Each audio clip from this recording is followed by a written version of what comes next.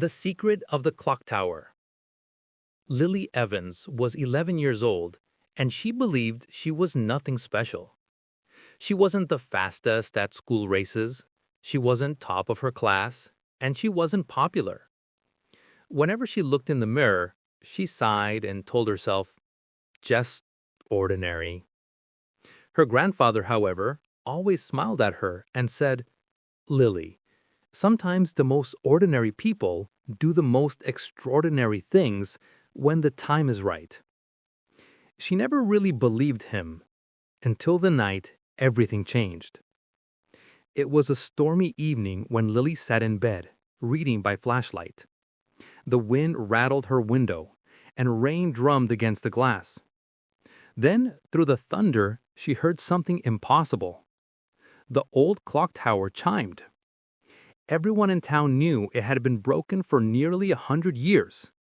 But tonight, it struck once, twice, 3 times, until it rang 13 times. Lily's heart thumped. As the final chime echoed, a slip of paper fluttered under her bedroom door. She picked it up with trembling hands. In crooked handwriting, it read, "Time is broken. Only you can fix it." The next afternoon, her curiosity burned too strong to ignore. She slipped away from home and hurried to the clock tower, its crooked spire stabbing the gray sky. People avoided it. Some whispered it was cursed. The iron door groaned open with a push, and Lily stepped into darkness. Dust swirled in the air. The smell of rust and damp stone filled her nose.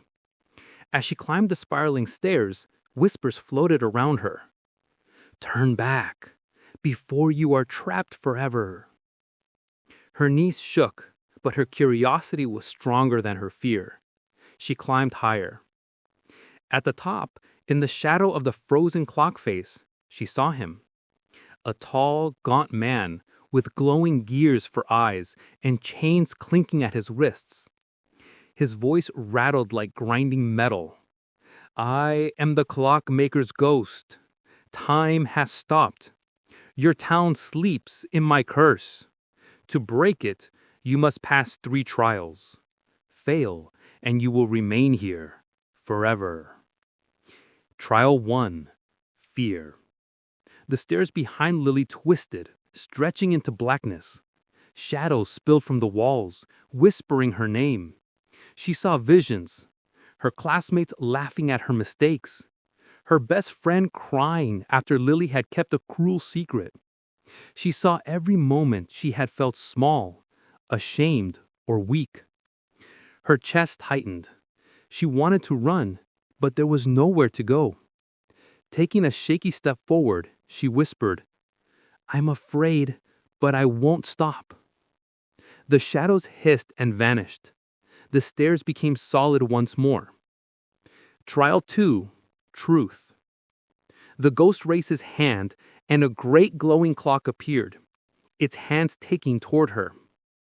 In its glass face, she saw every mistake she had ever made. She saw herself lying to her mother about finishing homework. She saw her best friend crying after Lily had kept a cruel secret. She saw every moment she had felt small, ashamed, or weak. The clock hands began to close around her like giant blades. Tears filled her eyes. She said, "Yes, I've lied. I failed. I've made mistakes. But they don't own me. I can do better." The hands froze. The clock shattered into light. Trial 3. Heart. The tower groaned as gears shifted. Between the cogs, Lily saw a child, a ghostly boy, pale and frightened, tangled in the machinery. "Help me," he whimpered. Lily's heart lurched, but the clockmaker's ghost snarled, "If you save him, the gears will crush you too. Leave him, and the way will open." Her whole body shook. She knew she could walk away and be safe, but she remembered her grandfather's words, extraordinary things. She reached into the gears, scraped her hands, and pulled the boy free. The gear screeched and stopped. The child disappeared in a shimmer of light, his voice whispering, "Thank you." The tower trembled. The ghost roared, his form twisting into something monstrous. Chains rattling, face hollow, eyes blazing like fire. "You should have failed," he bellowed. "Now you will take my place."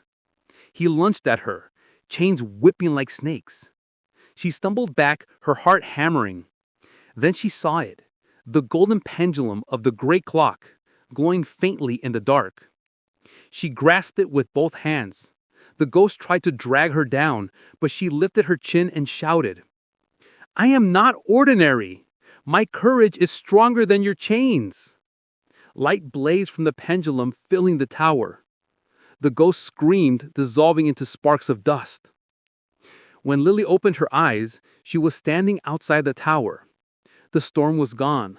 Birds sang and sunlight gleamed on the old clock face.